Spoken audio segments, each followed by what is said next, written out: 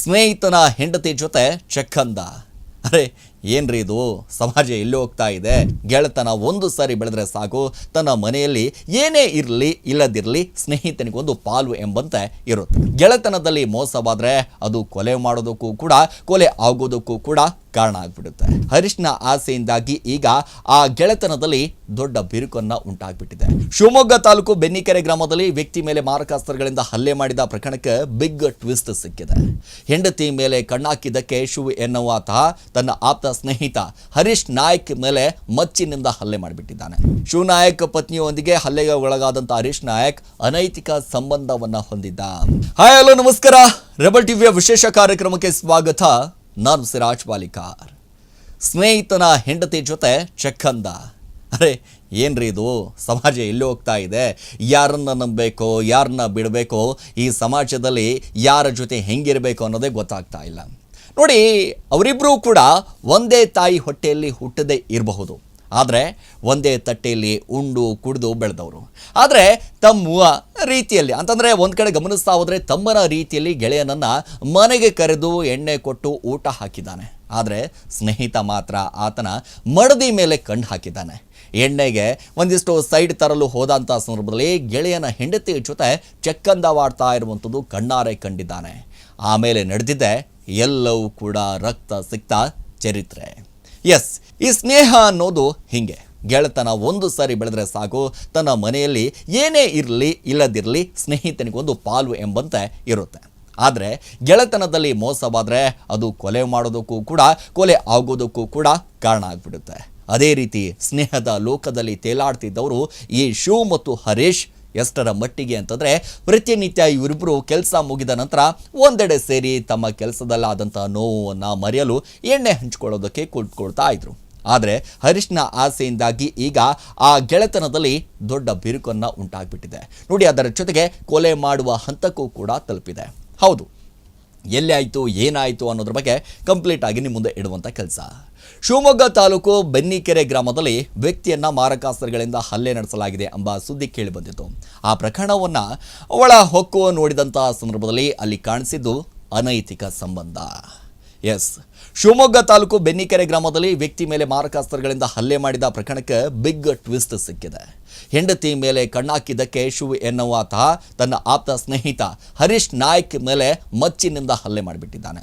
ಶಿವ್ ಎಣ್ಣೆ ಪಾಟಿಗೆಂದು ಸ್ನೇಹಿತ ಹರೀಶ್ನನ್ನ ಮನೆ ಕರ್ಕೊಂಡು ಬಂದಿದ್ದ. ಆಮೇಲೆ ಹರೀಶ್ ಶಿವ್ ಹೆಂಡತಿ ಮೇಲೆ ಕಣ್ಣಾಕಿದಂತೆ. ಸಲುಗೆಯಿಂದ ಇರೋದನ್ನ ಕಣ್ಣಾರೆ ಕಂಡಿದ್ದಾನೆ. ಇದರಿಂದ ಕೋಪಗೊಂಡಂತ ಮಚ್ಚಿನಿಂದ ಹರೀಶ್ ಮೇಲೆ ಹಲ್ಲೆ ಮಾಡಿದ್ದಾನೆ ಶಿವ್ ಅಂತ ತಿಳಿದು ಬಂದಿದೆ. ನೋಡಿ, ಈಗ ಶಿವ್ ನಾಯಕ್ ಒಂದು ಕಡೆ ಗಮನಿಸ್ತಾ ಹೋದರೆ, ಶಿವ್ ಆಗಿರ್ಬೋದು ಹಾಗೆ ಹರೀಶ್ ಆಗಿರ್ಬೋದು, ವೃತ್ತಿಯಲ್ಲಿ ಇಬ್ಬರು ಕೂಡ ಒಂದು ಕಡೆ ಗಮನಿಸ್ತಾ ಹೋದರೆ JCP ಆಪರೇಟರ್ ಆಗಿ ಒಂದು ಕಡೆ ಕೆಲಸವನ್ನ ಮಾಡ್ತಾ ಇದ್ದ. ಹರೀಶ್ ನಾಯಕ್ ಕೂಲಿ ಕೆಲಸವನ್ನ ಮಾಡ್ತಾ ಇದ್ದ. ಎಂದಿನಂತೆ ಇಬ್ಬರು ಕೂಡ ಎಣ್ಣೆ ಪಾರ್ಟಿ ಮಾಡುವ ಪ್ಲಾನ್ ಕೂಡ ಮಾಡ್ತಾರೆ. ಅದರಂತೆ ಶಿವ್ ಗೆಳೆಯ ಹರೀಶ್ನನ್ನ ಕರೆದುಕೊಂಡು ಎಣ್ಣೆ ಸಮೇತ ತನ್ನ ಮನೆಗೆ ಕರೆದುಕೊಂಡು ಬಂದಿದ್ದಾನೆ. ನೋಡಿ, ಆದರೆ ಶಿವ್ ಒಂದಿಷ್ಟು ಸೈಡ್ ಅಂತ ಅಂದಾಗ ಒಂದಿಷ್ಟು ಸ್ನ್ಯಾಕು ಗೀಕು ತರೋದಕ್ಕೆ ಹೋಗ್ತಾರಲ್ಲ, ಆ ಕಡೆ ಈ ಕಡೆ ಒಂದಿಷ್ಟು ಹೋಗಬೇಕಾದಂಥ ಸಂದರ್ಭದಲ್ಲಿ ಆಚೆ ಹೋಗಿದ್ದಾನೆ. ಇದೇ ಸಿಕ್ಕಿದೆ ಚಾನ್ಸು. ಒಂದು ಕಡೆ ಹರೀಶ್ ಒಂದು ಕಡೆ ಗೆಳೆಯ ಶಿವ್ ಹೆಂಡತಿ ಜೊತೆ ಶುರು ಮಾಡ್ಕೊಂಡ್ಬಿಟ್ಟಿದ್ದಾನೆ.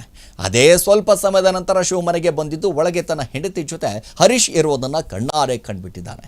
ಇದರಿಂದ ಆಕ್ರೋಶಗೊಂಡಂಥ ಶಿವ್ ಮನೆಯಲ್ಲಿದ್ದಂಥ ಮಚ್ಚಿನಿಂದ ಹರೀಶ್ನ ತಲೆಭಾಗಕ್ಕೆ ಹೊಡೆದುಬಿಟ್ಟಿದ್ದಾನೆ.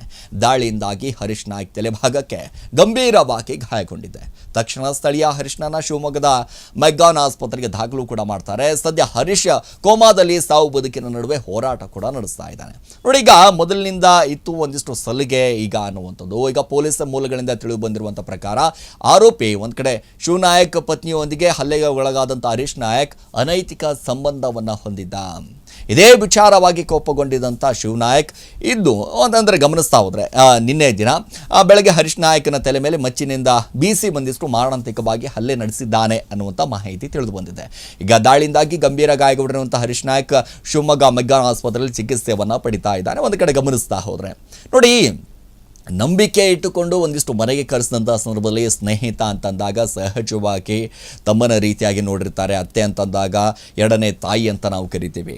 ಸೊ ಈ ಅತ್ತೆ ಒಂದು ಕಡೆ ಗಮನಿಸ್ತಾ ಹೋದಾಗ ನಾವು ಈ ಅಣ್ಣನ ಹೆಂಡತಿ ಅಂತಂದಾಗ ಸಹಜವಾಗಿ ಆ ಪ್ರೀತಿಯ ಸಲಿಗೆ ಎಲ್ಲವೂ ಕೂಡ ಇದ್ದೇ ಇರುತ್ತೆ. ಬಟ್ ಅದು ಬೇರೆ ರೀತಿಯಾದಂಥ ಪೋಟ್ರೆ ಆದಂಥ ಸಂದರ್ಭದಲ್ಲಿ, ಬೇರೆ ರೀತಿಯಾದಂಥ ವರ್ತನೆ ಆದಂಥ ಸಂದರ್ಭದಲ್ಲಿ ಯಾರಿಗಾದರೂ ಕೂಡ ಈಗ ಕಟ್ಕೊಂಡಂಥ ಗಂಡನಿಗೆ ಯಾಕೆ ರಿಸಿಟ್ ಬರೋದಿಲ್ಲ?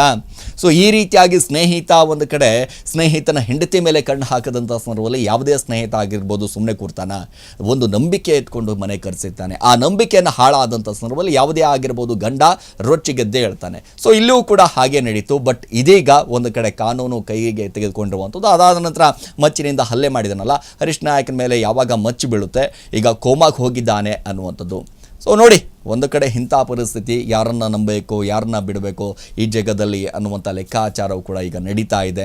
ಸೊ ಒಟ್ಟಾರೆಯಾಗಿ ಗಮನಿಸ್ತಾ ಹೋದರೆ ಏನೇ ಆದರೂ ಕೂಡ ಒಂದಿಷ್ಟು ಸ್ನೇಹದ ಹೆಸರಿನಲ್ಲಿ ನಾವು ಇರ್ತೀವಿ ಅಂತಂದಾಗ, ಯಾರೇ ಮನೆಗೆ ನಾವು ಹೋಗ್ತೀವಿ ಅಂತಂದಾಗ ಭಾಳಷ್ಟು ಜವಾಬ್ದಾರಿತವಾಗಿ ನಾವು ಇರಬೇಕಾಗುತ್ತೆ. ಯಾಕಂತಂದರೆ ನಮ್ಮ ಮೇಲೆ ನಂಬಿಕೆ ಇಟ್ಟು ಅವ್ರು ಕರೆಸಿದ್ದಾರೆ ಅಂತಂದಾಗ ಆ ನಂಬಿಕೆಯನ್ನು ಇಟ್ಕೊಳ್ಬೇಕಾಗಿರುವಂಥದ್ದು ನಮ್ಮ ಜವಾಬ್ದಾರಿ. ಯಾಕೆ ಅಂತಂದರೆ ಅಷ್ಟರ ಮಟ್ಟಿಗೆ ಫ್ರೀಡಮ್ ಕೊಟ್ಟಿರ್ತಾರೆ, ಸ್ನೇಹಿತ ಅಂತ ಹೇಳಿರ್ತಾರೆ.